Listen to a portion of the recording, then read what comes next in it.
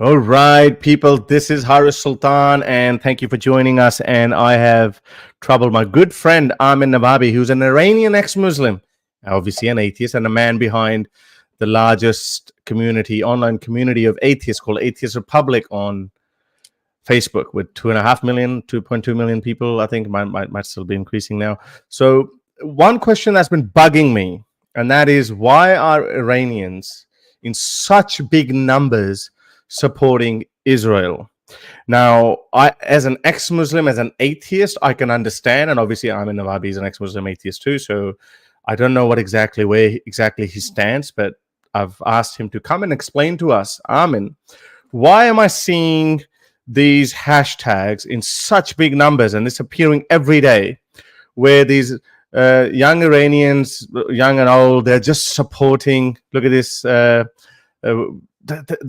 going with Israel, and they're organizing pro-Israel rallies. There's another lady, Iranian lady, I think she's going for it. So tell me, what's going on, Armin? Is that because, very quickly before you get into it, is that because kind of like my enemy of my enemy is my friend, because Islamic Republic of Iran, which is oppressing Iranian people? Because I've seen a lot of these people at Masa Amini. These people are, motivated by their hatred for the Islamic regime because of Masa Amini, what happened with Masa Amini. Is that because of that, or they actually understand the argument of the pros and cons of the Israeli state? Well, Harris, I know you know better than most people who try to pretend that the enemies of Israel are fighting for Palestinian liberation, or for improving Palestinian lives, or for their freedom, or for land, or anything, or fighting against imperialism or nonsense like that. The enemies of Israel are a death cult, and they want to take Israeli and Jewish lives, not just in Israel, but also everywhere. But they also want to take Palestinian lives. This is a lot of the people who are out there saying, I stand with Palestine. They are willing to sacrifice as many Palestinian lives that it takes to fight against Jews or Israel, because that is what they're doing. I stand with Palestine doesn't really mean I stand with Palestine. I stand with Palestine many times means I hate Jews. The Palestinian flag means that I want to destroy Israel. That's what it means. It doesn't actually mean that I care about Palestinian lives. If it was genuine care for Palestinian lives all around the world, we would have seen the same level of care for a lot of other horrible things that are happening to Muslims or Arabs. Yemeni Muslims, Syrian Muslims. The world. Yeah. I mean, right now they're kicking out more than around 2 million Afghans from Pakistan are being kicked out. Basically the same population as Gaza, and nobody seems to give a crap about that. They're Muslim, but it's just being done by other Muslims. As long as it's being done by other Muslims, nobody gives a crap. Because if it's Jews who are doing this to Muslim, then we're talking, because you hate Jews, and this is an opportunity for you to demonstrate that you hate Jews. And that's what the Palestinian flag unfortunately represents. And again, so this is a death cult that went to Israel to kill Israelis, so that the IDF has no choice but to come and attack Gaza. So you could make it as difficult as you could possibly make it to get more civilians die in Gaza when you get a response from Israel, because those are the people you're killing as well. You're putting as many people as possible in front of the Israeli IDF bombs and missiles, so that you have maximum casualty in Gaza. As IDF is trying its best to reduce civilian casualty in Gaza, and Hamas is doing its best to maximize civilian death in Gaza. Right. This is obvious. Yeah. This is anybody who says otherwise doesn't know anything what they're talking about. So this I just want to quickly add to that. Just very quickly, I want to add to your point, because it's important that you highlighted that point. And IDF is actually trying to minimize it. And that's not because we're getting paid by them, but it's just common sense. It actually makes more sense. The more videos of Palestinian civilians come in, harder it gets for the United States to back Israel, and the harder it gets for, consequently, the harder it gets for Israel to carry on their operations. Conversely, the more Palestinian people die, the easier it becomes for Hamas to propagate its narrative, and that is anti-Israel, wiping Israel off the map, etc. That kind of a narrative. That the easier and the more popular it becomes, because obviously more Muslims get enraged all around the world. And look towards the camera when you're talking to me. Yeah. Right. So I would claim, let me know if you disagree with this or not. I would claim that the IDF cares more about Palestinian lives more than the vast majority of the people who say, I stand with Palestine and have Palestinian flags. Go around with Palestinian flags. They don't care about Palestinian flags. They're using Palestinian blood as a way to be anti-Jewish. The IDF cares more about Palestinians than Hamas or the vast majority of the people who say, I stand with Palestine. That's my claim. Do you agree with that? I don't think they would conscientiously care more about Palestinians, but I think because Israel is a state, is a modern Western state, so in effect, that probably works out to be that way, because they do everything that they're supposed to do. They drop leaflets, they send radio signals, they send text messages, etc. They tell them that we're about to bomb this place, so please leave. And they don't leave because Hamas doesn't let them go, because again, as we said, it's in Hamas's favor. So in effect, Israel cares about Palestinian people, maybe for their own interest, because they don't want this drama, they don't want these collateral damage and civilian videos, so America's beating down the necks. The IDF is calling people, like they have Arab-speaking members in IDF that are calling in Gaza and telling people why they haven't left north yet, and they speak back and they say the Hamas is shooting at us. They don't let us leave. They close down the highways, and Israeli soldiers are in Gaza. Just yesterday, they were fighting to open the highway, the Salahuddin highway, to get the Gazans down the south. And Hamas fighters were shooting at Israeli soldiers to not let them open the road that gets Gazans out of harm's way. It's unbelievable. This is a death cult. They are killing Israelis, and every single Gazan death is also upon Hamas. The murderers of Israelis is Hamas, and the murderer of Gazans in Gaza right now, every single one of those deaths is on Hamas. They are the murderers of people in Gaza dying. So, but here's an interesting thing. They also want to die themselves. So they want to kill Israelis. They're killing Palestinians. They're trying to get as many Palestinians killed as well. And they want to die. They want to be murdered. This is a pure death cult. And a lot of people around the world don't seem to understand what motivates these people. And it's Islam, it's jihad. Like, people are like, oh, they're being oppressed, oh, imperialism, oh, liberation of Palestinians. It's none of those things. None of those can explain what's happening, what Hamas does. What explains it is jihad, is the martyrdom. It's a death cult. These people are for death. They keep telling us that they love death more than other people more than you love life. They tell us we love death more than you love life. And that's what motivates them. They want to kill, and they are willing to die for it. They want for the Holy Land. Not even for Holy Land, for Islam. It's not, the Holy Land is an excuse. It's Jew hatred. It's the Jew hatred that has been completely, Jew hatred goes beyond Islam. But Islam amplifies that to a degree that is, you don't see it in other places, right? But here's the thing. This is an ideology that desires death more than life. They say it themselves. And they want death for the Jews, and they want death even for themselves. But the interesting thing is, where do we see? So we have a region. We're in the Middle East, and which is Islamic fundamentalism is widespread in this area. And you see some of the most radical versions of it in Gaza, unfortunately, which is such a tragedy for the Gazan people themselves, unfortunately. But here's the thing. In that region, where do you see? You answer me this. Where do you see? If we have a death cult, what is the opposite of a death cult? Because this is an ideological battle. Yes. So Here, this is an ideological battle. This is not a military battle. You cannot destroy Hamas with bombs and bullets. You can defend yourself. You have to respond to it with militarily. But this is not an enemy that you could defeat by shooting it away. Even if you kill every single Hamas member, that ideology is still there. And for every member of Hamas you're killing, basically your civilians dying, and the civilians dying, that's going to unfortunately feed into more radicalism.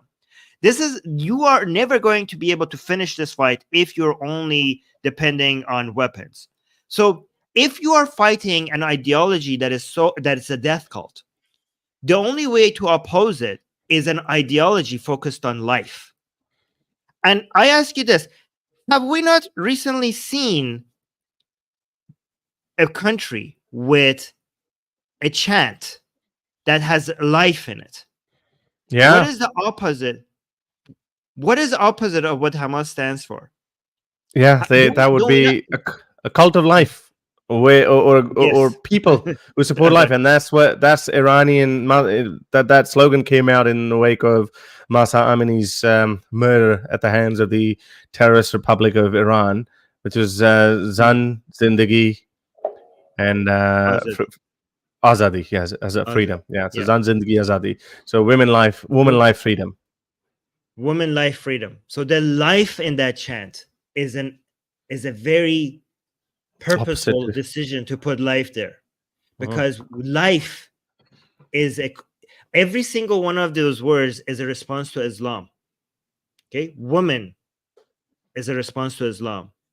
The freedom is a response to Islam. But more importantly than all of them, the life, woman life, freedom, it's a response to a death cult. That's what that life and woman life, freedom represents. Right. So you have a population. Yeah, go on. No, so my question, because I think we're going to bring it back to Iran. So it's good that you actually gave us a bit of a context as well. So basically, is that the reason why? Because this Zan Zindagi Azadi, this woman life freedom movement, is so popular in Iran, and you're saying the whole philosophy revolves around, which is pretty much the antithesis of Islam. It's got freedom. Islam requires you to submit yourself to it. Women, who are just secondary or tertiary beings in Islam, and then life, because Islam glorifies death and martyrdom. There's so much death and destruction in Islam. If you can't implement Sharia, if you can't have Allah's system, then to hell with the rest of you. Keep fighting, be in a perpetual state of war. So are you saying that these people, because this movement is so popular, I think you told me somewhere around 65 or 70% of the Iranian public are actually against the Iranian regime, the Iranian government. So is that why they are so drawn towards Israel? That, hang on, Israel is also asking for the same thing. Let us live. Let us have this tiny piece of land and let us live. Because the Iranian people and the Israeli people have the same enemy. They're dealing with the same enemy, both ideologically and politically, because their enemy is Islamic fascism. And it's coming from the same source. It's coming from the same political entity, which is the Islamic Republic of Iran. Hamas is funded by the Islamic Republic of Iran. Hezbollah is funded by the Islamic Republic of Iran. The Islamic Jihad group is funded by the Islamic Republic of Iran. All of this exists because of the Islamic Republic of Iran. You keep fighting the tail, but the head is right in Tehran. And the people who want to topple it want the same thing that the Israeli people want. And that's what the Iranian people recognize. They see allies in Israel because the enemies of the Israeli people are the same as the enemies of the Iranian people. And Iranian people recognize that, and it's important for Israeli people to recognize that as well. Because there's only two countries in this region, okay, in this moral wasteland, there's only two countries that stand for liberalism and secular democracy. And that's the people of Iran and the people of Israel. So they need to recognize that. They need to recognize that they are natural allies. And they need to build a bridge between these people, because together, if they fight against this enemy together, they will be a lot stronger. And the rest of the world also needs to recognize that if they want any form of stability and peace in the Middle East, first of all, number one, they can't do that while you still have the Islamic Republic. And the only key to solve this is to invest in these two people and bring them together, is to invest in the Iranian people and in Israeli people. Because you don't need to create this culture. You don't need to bring democracy to the Middle East. You don't need to bring secularism to the Middle East. You don't need to bring liberalism to the Middle East. It's already there. It's already there, existing among Iranian people and Israeli people. All you have to do is support it. Right. Okay. So, okay, I understand now a little bit. So, tell us a little bit about, because I've seen these videos.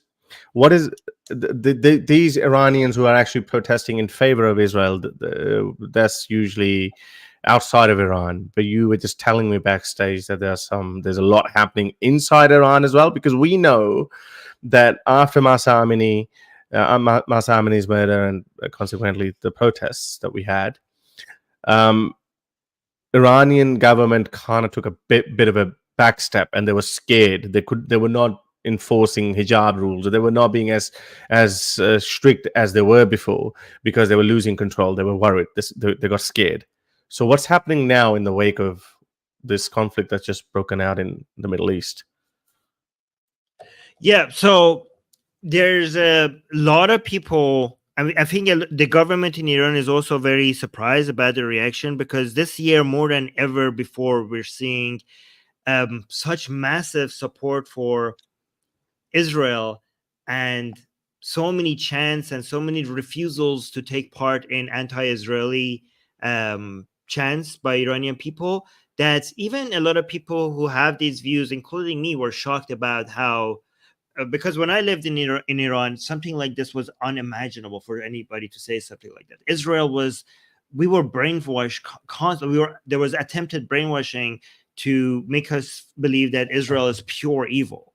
Like, even the word Israel would make us feel like we're speaking of the devil or something.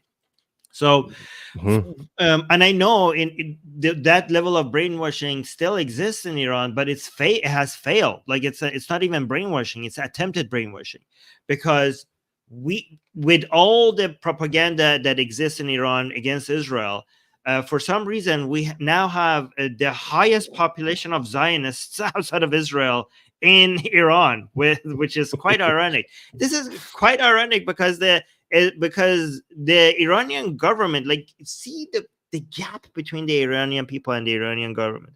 You do not see any government more anti-Israel than the Islamic Republic of Iran. And at the same time, you don't see any population in the Middle East outside of Israel that is more pro-Israel than the people of Iran. The gap between these two is so wide, and that's why it's such a tragedy that these people of this country get this government that they don't deserve. Many other places you can see, like, okay, we see the government is backwards, but we kind of see why these people would have this government, because I don't know, there's the level of let's use Pakistan as an example. So Pakistanis deserve the government that they have. That they are backward. But they are backward. And there's a Quranic verse as well. Like, Allah gives you the kind of rulers that you are, or the kind of, or what you deserve, basically. But yeah, you make such a good point that Iranian people, they're so hungry for liberal style secularism or a democracy, that they just don't have, like, the government that they have on top of them is just a total opposite. It's like I don't think Iranian people deserve. I think that there is no other place with such a vast gulf between its people and the government. And yeah, this is why I wonder, like, I think it's only a matter of time. If you have 60 or 70% of people are not happy with the current setup, you're bound to have another revolution. So it's only a matter of time. I mean, we're hopeful. But yeah, so this is why I say I don't know when we're gonna have a revolution, but the world needs to realize that Islamic Republic of Iran has to go. Okay, and the people, this is not going to be like an Iraq or Afghanistan situation, because you have a people, they're hungry for secular democracy. So you don't even need to topple their government. You just need to support the people themselves, and they will take care of the rest. Right now, what we need in Iran is um, to make sure that the opposition unites and comes up with better management systems and better, more elaborate planning with the help of the liberal countries, for them to be able to make sure that there's no power vacuum if the Islamic Republic goes. So Hmm. we need to. I don't understand why Western countries are still kind of supporting the Islamic Republic of Iran, still like sometimes putting a little bit of pressure, but as soon as then dealing with them, like the Biden administration, for example, released a ton of money to the Islamic Republic of Iran. They're still planning on doing negotiations regarding the nuclear deal with Iran, and all of that has to go. All of that has to go because the Iranian people are seeing that you support them just for a little bit after the massive revolution, but as soon as it dies a little bit, they go back to negotiating and trying to make deals with the Islamic Republic of Iran. None of that. I mean, I don't know how many presidents have to try that in the United States to realize you're not going to all the Abrahamic Accord, all the normalization between Arab countries and Israel, everything you're trying to do, because I know Israel and other Western powers are trying to go focus more on China and Russia and kind of reduce their presence in the Middle East. You're not going to be able to do that. Islamic Republic of Iran is going to make sure that there's enough chaos in the Middle East for you to have to always be present there. So just make sure, just give the Iranian people what they want, which is at least you not supporting the Islamic Republic if you can't do anything else. But beyond that, there's many other things you could do to support the Iranian people. And that is the key to all of this problem. I'm telling you, without the Islamic Republic of Iran in the Middle East, we wouldn't have 90% of these problems. You will have immediate peace in the Middle East if the Islamic Republic goes. So you've tried everything else. How about now you listen to the people who are screaming for, who are dying for, who are bleeding for secular democracy? You think Yeah, but secular democracy brings stability? Why not just help the people who are in the streets bleeding for it? what can they do though? Like, I mean, obviously, there's no intervention, military intervention, or arming local militias or something. We know how that works out. So I know you just said that, okay, just don't have any, but there is minimum contact with Iran. I mean, the United States has You just could come in and yep. Sorry, go. you could provide financial and management support to the opposition. How are they going To to the put? opposition that already exists. What the funneling bags of cash to Iran, and Not how to that's Iran. going to No, no, work? no, no. They're outside of Iran. We already have many opposition groups. You could bring them together. You could fund them, and you could help them manage that and come up with planning. Create a government in exile that is of Iranian opposition that is already existing outside of Iran. You could, for example, start with Reza Pahlavi, which is the crown prince of Iran right now. Hmm. That's a guy that Right. you could talk to, and you could support that guy. That's what you It could do. must see Ali Najad. She's pretty obviously famous or popular She has worldwide. Does she she lost worldwide, yes, but she has recently just dropped massively in popularity inside Iran. inside But Iran? Why? Why is that? yes, because some of the recent positions she's taken. But the main person that has the highest popularity inside Iran is Reza Pahlavi, not Masih Alinejad. It's Reza Pahlavi. He Yeah, has my sorry, by a huge margin. my point was, of course, like he's in a different league, but my point was, is this what you're saying, that form an opposition government in exile? Is that a very popular demand from Massa revolution people? They're some of them are asking for support. Some of them are asking for at least not to support the Islamic Republic. So they say the least thing you could do is not get in our way, because all the negotiations you're doing with the Islamic Republic, all the money that you're releasing to them, all the sanctions that you're planning on removing, that's just making our job a lot more difficult. Some people are asking for direct support, but some other people are asking for just not supporting the Islamic Republic. I personally say that we have tried everything else. The opposition in Iran is not strong itself by itself. It's not strong enough to be able to topple the Islamic Republic. I am saying they need to go in more direct. They need more direct support. They need more direct management and more direct financial support and more other forms of support. So, for example, we need support for people who are doing strikes in Iran. We need financial support for those. We need internet. Like, one thing the United States should have done ages ago is, now that we have satellite internet, the same way that they brought satellite, they was the same way they did that for Ukraine, they should do it for Iran. They should definitely do that for Iran. Right? There's many other plans you could do. You could put sanctions on Iranian oil, but at the same time create employment for people in Iran with satellite internet, so that their economy is now completely separated from the government economy. So you could get people to become completely economic independent from whatever sanctions you put on the government. But those are a lot of other details that I don't want to go into right now. Okay. But there are a lot of good ideas for how to support the Iranian people to be able to fight the government a lot better.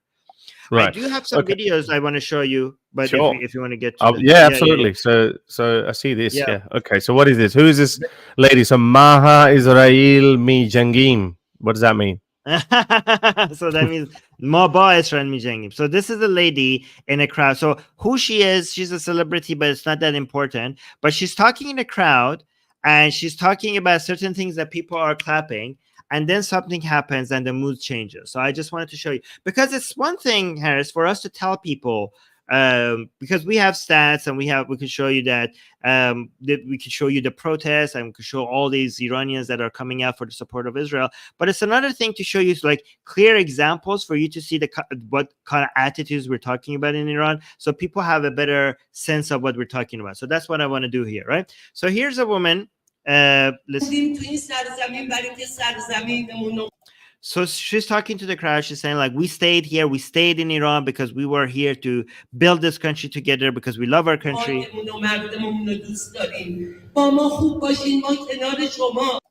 So she's saying, be good to us because we will stand with you. So she's talking to the officials. She's a celebrity. She's like part of the, actresses. She's part of the celebrities within Israel. So she's saying, just be kind to us. Be good to us. So you can see here, people are clapping. People are clapping when she is saying that. Right? Okay, so they agree with this part. By the way, this is my show now. This is my show because Harris just got dropped out. So I own this channel now, guys. So go subscribe to Atheist. Now that this is my channel, I'm going to tell you, go subscribe to Atheist Republic because that's where I stream. All right, but let's continue. Okay, so now at this part, she said, we will also, so she said, we will stand with you, we'll be next to you. And she said, and we will also fight the Zionist regime.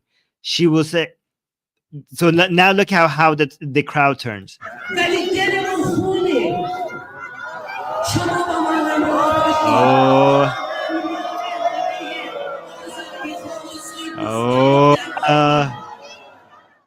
Did you see that? So the crowd was, this is a crowd of just artists and actors and actresses and some other people. These were not pre-selected, okay? So you can see that the crowd was applauding what she's saying. And this is in Iran. This is in Iran. This is not a crowd of Iranians. This is not a crowd of Iranians outside of Iran. But as soon as she said, and we will fight the Zionist regime, the crowd went from cheering to booing. Okay, Let's listen to this again. Yeah, listen. I think I got it. Okay, yeah, just show me the booing part at the end. Yeah. ما همه موندیم تو این سرزمین برای اینکه سرزمینمون و خاکمون و مردممون رو دوست داریم. با ما خوب باشین، ما کنار شما با اسرائیل و رژیم صهیونیستی هم می‌جنگیم. ولی دلمون خونه. شما با ما همراه باشین. Wow. See how unanimously? Yeah. So basically, I'll just explain to some of the Westerners who are listening and who don't know. So even, for example, in a country like Pakistan, and I'm assuming it might be even worse in Israel, in Iran, because Iranian regime is the arch enemy of Israel. But even in Pakistan usually, they lock horns with India. But any politician, like if he's in a rally, if his ratings are dropping, if something's going on or whatever, then he would just say something anti-Semitic or anti-Zionist or anti-Israeli, and then doesn't matter what you've done, whether you murdered someone or not, doesn't matter who you are, people will start clapping. And I think this is what this lady tried to do, where she said, okay, I'll just score some extra brownie points, and I'll throw Israel under the bus as well. But the crowd was like, no. Israel is not my enemy. Is that what's happened? Yeah, but can you believe that? I mean, even I was shocked that so openly in Iran, inside Iran, people booing an anti-Israeli chant. Would you imagine that? Would you imagine that? I didn't imagine that. I have more, by the way. Yeah, look, sure. Keep showing me that. But look, I mean, I don't know. Like, I'm just having these outsiders look at it, where I'm seeing these Iranian diaspora in London, New York, or whatever. They're just going hand in hand with Israeli protesters. That's what I'm seeing. Right. So here's something I'm used to, because when I went to school in Iran, the whole chanting Magbar Israel, Magbar Israel, that's like a common chant that we do in schools. Okay. And I remember doing that when I was in school in Iran. But now I'm seeing videos. This is from 2 weeks ago, right? This surprised me. Harris, I keep getting, every month I see more videos from Iran that is like just outdid the ones before, right? I never imagined this. By the way, these kids are now going to chant something that we do not condone here, right? But it just shows you what the attitudes are in Iran. And don't judge these kids too harshly, because they're just kids. But let's see. So you have the kids that are waiting to go to class, and the staff of the school, they're chanting death to Israel, and the kids are supposed to respond also death to Israel. So they're supposed to, they chant Magbar Israel, and the kids are supposed to say Magbar Israel in return. So let's see what happens instead.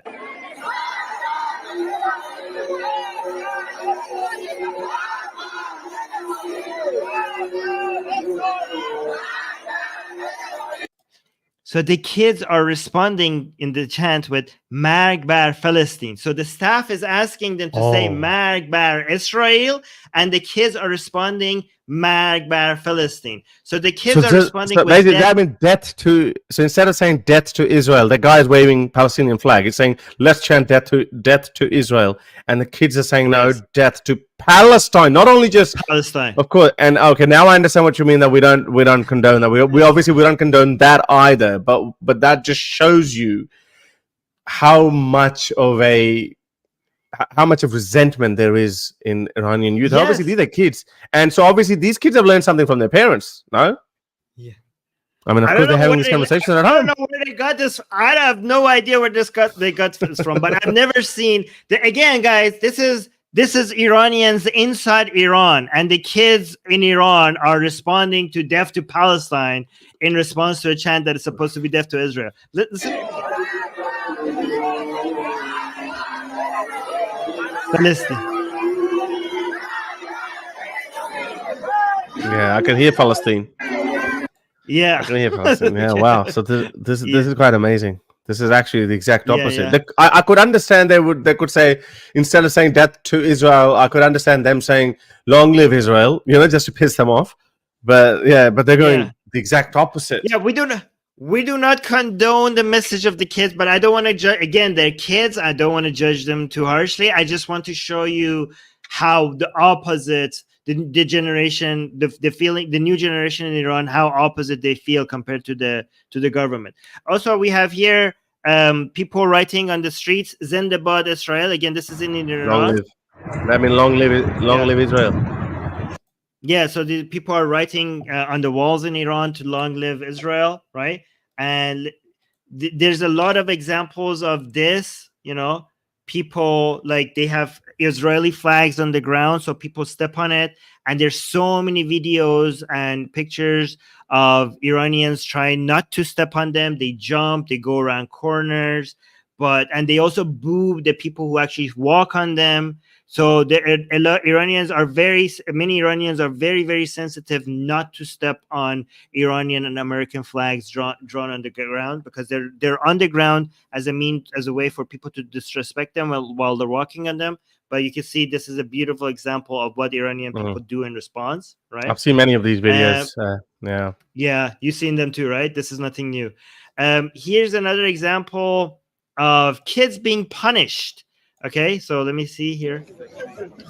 دارم بشین پاشو میدم که Then I'm going to show them getting punished, yeah? آمریکا بگی. No, the punishment is for them to sit like this, and they're supposed to sit and, they're supposed Just because sit they up, are refusing. Yeah, sit squats. I think. Yeah, squats. Yeah, sorry, squats. Yeah, yeah. So they're supposed. So because they are not chanting "Death to Israel," they're being punished for that. So this is just a refusal for. They're refusing to chant "Death to Israel." And the thing, the guy is saying none of them is doing it. Like nobody is agreeing to do the chant, right? And yeah. So by the way, I could show you. This is the last one I had prepared, but there's so many of these. I think you've already seen the chant in stadiums of people saying. If you have it, please show us. Oh yeah, really? You want that one? Yeah, because I saw it, I could not believe my eyes, and I thought surely this is a fake video. So is that for real? Like in a football stadium, this chanting for Israel? No, they're chanting. Shove the Palestinian flag in your ass. That's what they're chanting. So basically, and that happened after 7th of October, yeah? Yes. Wow. پرچم فلسطین رو بکن تو کونت. Wait, hold on. I have to, because I don't have a Persian keyboard, so I have to type it down with voice typing. So let me just search for it. I can find that for you. I think I had that somewhere. پرچم فلسطین رو بکن تو کونت. پرچم فلسطین. Yeah, that means shove it up your backside when sun doesn't shine. Oh yeah, I found it. There it is. Okay. Yeah. So I can't hear it. Maximize it.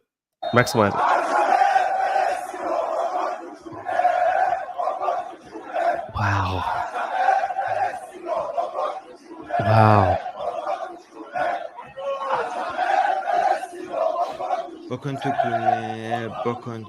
Yeah. So basically, this shows that they hate the Iranian regime so much that they don't even have any sympathy for the Palestinian cause anymore. And that's because they've been disillusioned by the barbarity of the Islamic regime of Iran. Yes. Wow, this is quite amazing. That's okay. I think is there anything else you want to add to it? Because I think let's keep it short and sweet. No, let's keep it short. But I will keep looking for stuff like this, and I will send it your way. I just want you to be completely updated on what everything is happening, and I want absolutely. Because this news is going to constantly get updated. And I want to make sure that people are noticing, because it's very important for us to continue to invest in Iranian people. So, but also there was some other, you should mention to people, because I know you already saw this, yesterday what happened in Iran. Do you have the example of the burning? Oh yes, I wanted to show this. Yeah, that's very important. Yeah, sure. You showed that one. Yeah, absolutely. So basically, this is what got my attention to it, and that's why I reached out to Armin Navabi to explain to me what the hell is going on. This is obviously this hashtag has been trending, Iranians stand with Israel, and you can obviously see this Iranian girl and Israeli girl, they're waving their flags, showing solidarity. This is another pro-Iran protest somewhere in Berlin and in London. But then I saw this, where this is from. Okay, yeah, there it is. Yeah, that's what we saw. And then we saw, where is this? Sorry, give me a sec. It's right there. It was just there. I saw it before. Yeah, this. So then we saw this. Today, Iranian people set fire to the anti-Israel and pro-Hamas billboards that were installed by the Islamic Republic of Iran in the city of Mashhad. So you can see this is some billboard that's been satellite by some angry Iranians, and this is how much they hate this Yeah. anti-Zionist, anti-Israel propaganda by the Islamic regime of Iran, that they said, screw you. Now, anything that Iran tries to do, the Iranian regime tries to do, it actually backfires. And that leads me to my next question and my final question. Was there always this kind of a movement there? Or I know Masa Amini's death played a huge role in this, and then we covered after that as well. But is that turning out to be the final nail in the coffin of Islamic regime? I mean, it has united Iranian people like like never before. Because you showed me the demographics that even Muslims, secularists, atheists, they're all united against the Iranian regime. Yeah, well, not all. They still probably have like 10% support or whatever. Well, that doesn't matter. That's tiny. Yeah. That doesn't even count. I don't know what it takes to bring the Islamic Republic down. I don't know what it takes. It's just hard for me to imagine them having so little support and continuing. And I'm not saying they will not be able to. I'm just saying it's just so hard for me to imagine, right? But whatever happens in Iran, I'm not going to try to predict the future. But whatever happens in Iran, what is important to realize is this: the people who like liberalism, the people who think the secular democracies work, the people who think these ideas are what brings peace and stability and prosperity, your allies in the Middle East are the Iranian people and the Israeli people. And nothing bad comes from supporting them. I don't know what will take to bring the Islamic Republic down, but whatever happens, putting more pressure on the Islamic Republic is a good thing, because they are a force of evil. And supporting the enemies of the Islamic Republic is good for not just the people in the Middle East, but people worldwide. What you want to do is hit them where it hurts. And the main force that could hurt them the most are the Iranian people. Whether you topple them or you don't topple them, you want to put pressure on them. And nobody puts more pressure on the Islamic Republic more than the Iranian people. I don't know. This is a very silly question. I don't know if you want to entertain that. I mean, you're Kurdish. You're not even a Persian, mate. Bro, this is a direct descendant of Cyrus the Great. His bloodline matches all the way down to Cyrus the Great. What are you talking about? I don't know. These people. I think he looks like Pakistani. Wali Raza Zedi.